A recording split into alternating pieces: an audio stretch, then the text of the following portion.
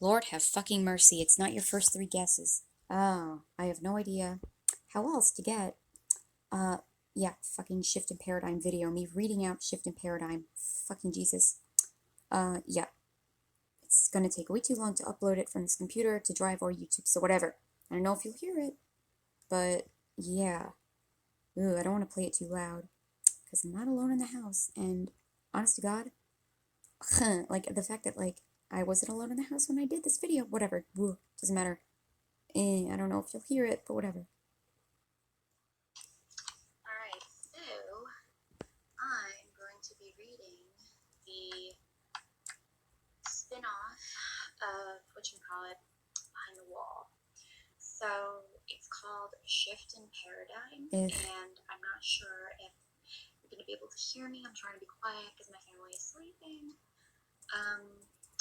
The other times I read the stories, they weren't home, so I didn't have to worry about being quiet. Fucking Jesus. But now I do.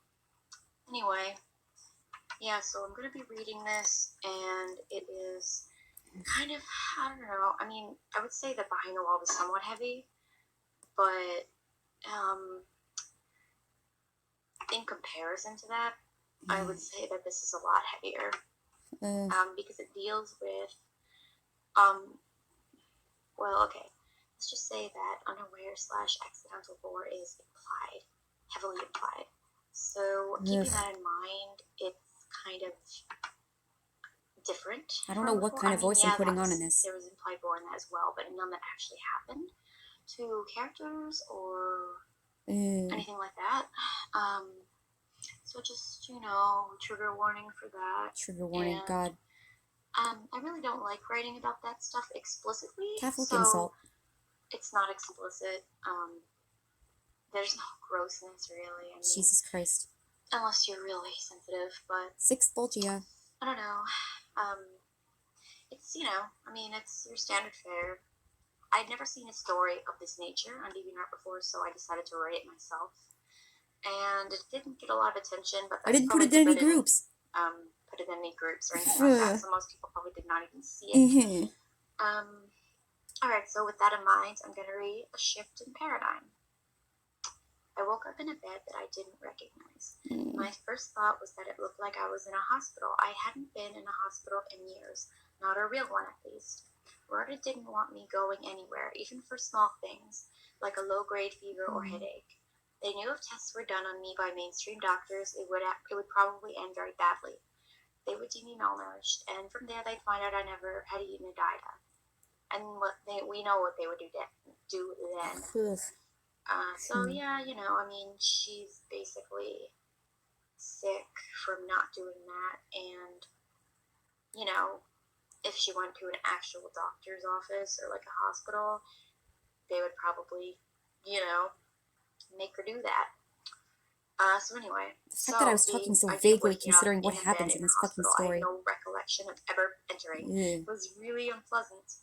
So that's that. I knew I had fainted. I was in the laboratory when it happened. I had been troubleshooting on how to fix a broken PCR machine when all of a sudden I got shotgun lightheaded and sequencing. was on the floor. I fainted a lot just because of how weak I have always been from abstaining from the obvious, and I always understood the risk of being sent to a hospital after a bout of dizziness. For some reason, I had been a little complacent lately about that, prioritizing work over both my health and common sense. My apprehension only worsened when I realized that my right arm had been bandaged inside the elbow, as though they had drawn my blood. I began to panic. It was only a few minutes before someone entered. It was a medic of some kind, a doctor or nurse, I wasn't really sure. Oh good, you're awake now, he said. Someone who was going to Malibulge. How are you feeling, Miss Vega? Right, Siren's Meadow. I was really taken aback at his question. How did you know my real name? Even if I were to have checked myself into a real clinic, I would have definitely done so under an alias, like I had done at Upia Coastal. I was getting nervous. So she did go under an alias, Where am I? What happened? I asked timidly. I wasn't so sure I wanted the answers to those questions. Why? You're in the emergency ward at Upia General Hospital. A friend brought you in, said you fainted. We did some tests on you and found out that you're anemic. Yeah, he fucking... responded calmly. God. Oh God, I'm in the main hospital of the city and they've tested me for anemia. This is it. This is fucking it. Oh God. I couldn't tell them to not, well, hear me. The fact that I'm being so vague considering what I fucking said at the end of this video, oh my god. After all, the general consensus among the population was humans must consume diets to live. Alimentation. You were as good as dead. There was nothing I could say to convince them to not do it. It would be like asking them to be complicit in assisted suicide as far as they were concerned. Son of a bitch, I thought. There was only one thing I could think of to ask in reply. God. Yeah. Who was it that brought me in? My voice was weak. I felt so defeated, but I had to know who it was that betrayed me. The man's eyebrows. I don't think she'd go to Cossidus, but whatever. I didn't see them personally, but I can check the accident report. Poor stupid Miranda. He said, and looked through some papers on the clipboard he was carrying. It says here it was a Miranda Lukanik. What? I thought, why would Miranda bring me here if she saw I'd fainted? Carmen told her not. Carmen had to have told her not to do that. Our little rule. Else. I didn't want to believe that Miranda had turned me in, so to speak. She was rather young, only 19 years old. 19? And quite new to the resistance, having joined us perhaps just under a year ago. Oh. Knowing her, I reasoned that it was possible she really didn't know not to bring me into a real hospital. I fainted regularly and knew anemia was definitely one of the causes. This had been the first time I did so in the short time I'd known Miranda, however. Well, I began. Surely they'll let me leave now, right? Can I go? Am I done? I really don't need you to prescribe anything, assuming you're the doctor. There was a moment of silence that hung in the air, feeling heavy as bricks. Yes, you can go. You're ready to be checked out. Just go to the front desk and they'll do that for you. How long was I here for? Well, it's 3:30 right now, and she brought you in at around 10, I'd say. So around 5.5 hours. Why? No reason, I said softly as I rose from the bed. I made my way out the door and made my way to the lobby. I couldn't believe I was getting out of there so easily. Jesus, it seemed Paloma. like all they did was draw my blood and tested it. This was a miracle. Or maybe it was too good to be true. Why would they send me off without any prescription? I wish I had considered other possibilities, but 5.5 hours is a long time. There's no fucking way I thought Grace was 5 hours. What the actual fuck? Oh my god. She's a medical student. I made my way back to Marta. I had to walk since I hadn't ridden myself there. So she didn't drag her bike down the cumbersome hole. My bicycle. I wasn't really sure why Miranda had left me there instead of just staying. I was normally a fairly cynical person, but didn't view Miranda's apparent actions as any sort of betrayal. She knows she's stupid. It had been anyone else, but not Miranda. Not her. She's going to the anti-inferno. I felt so strange while walking back. I felt really energetic. I brushed it off as being relieved to be out of that stressful situation. But it was strange. God. My joints didn't ache as much as usual. I didn't feel lethargic, nothing. Not even after having my blood drawn. I should have been suffering from at least some hypotension, some orthostatic intolerance, something. God damn it, pass me. Well, maybe it's because you've been sleeping for a few hours, I thought. You're just well rested. That was the last thought I had about it at the time. God. Finally, I made it to the headquarters. I was just about to head in through the door when someone busted out of it. Who would it have been but Miranda? But I noticed she had a really distraught expression. Her frizzy hair in a frenzy. She practically lunged at me like a crazy person. Her frizzy so blonde eloquent. hair in a frenzy. Ugh.